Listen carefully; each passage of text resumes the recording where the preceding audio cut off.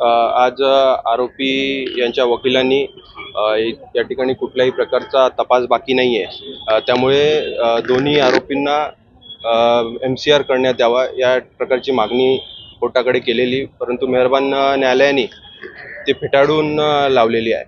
त्याचबरोबर आरोपीचे जे वकील होते त्यांनी बदलापूर प्रकरणासारखा या आरोपीचा देखील एन्काउंटर करण्याची भीती दर्शवली.